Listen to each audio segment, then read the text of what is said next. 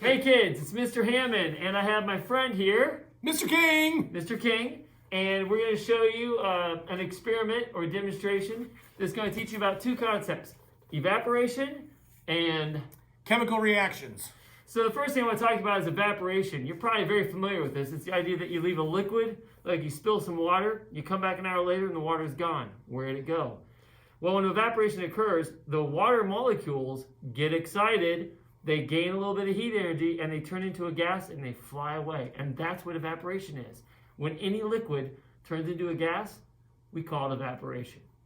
And a chemical change is when you have you combine some things, and usually using heat or some sort of energy, you combine them and change them into something else that is not easily taken apart. So an example of that would be like making cookies.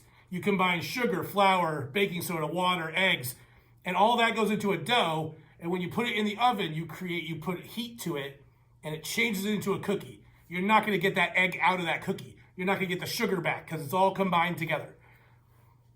Okay, so in this experiment, Mr. King, why don't you walk us through what you're doing?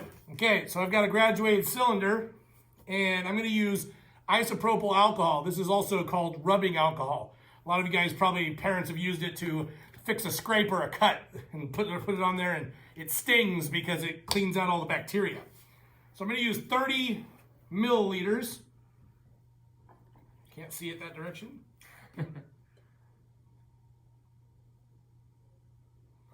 There's about 30 right there.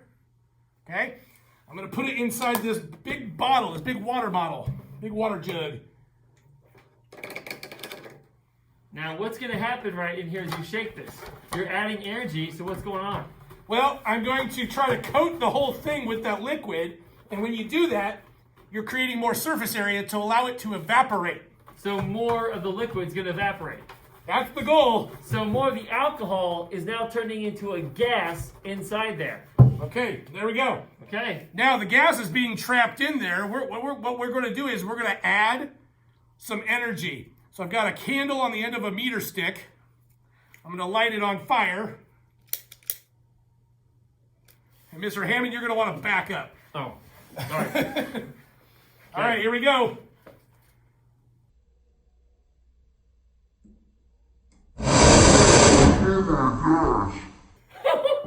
Oh my gosh! Whoosh! Woo! Hey! That was awesome. And so now if we look at this, it's warm, obviously, because of the fire. Oh wow, yeah, it is warm. And then there's a liquid inside there. That is not alcohol anymore. Because of that chemical, because of the fire, we took the alcohol, which has a certain chemical makeup, and we had oxygen in there. It combined and then formed into water, condensed and turned into water. So wait, some of the vapor, the evaporated alcohol literally combined with the oxygen and created water in the bottom? It did. That's awesome. It's not clean water, so no, you wouldn't want to drink it, but it's got some ash and some carbon in there. And if you look really close, look what's forming inside the bottle right now. It's a cloud. There is a cloud starting to form. I could actually pour it out a little bit. You probably can't see it from there, though. But yeah, it's forming a cloud because it's still warm. And like Mr. Hammond said, the water is evaporating and forming a cloud inside there. That's awesome. So we have a chemical reaction in the sense that we have alcohol and oxygen, which transform into water or something brand new. Yep. All right, guys. That's it. Hope you learned something. See ya.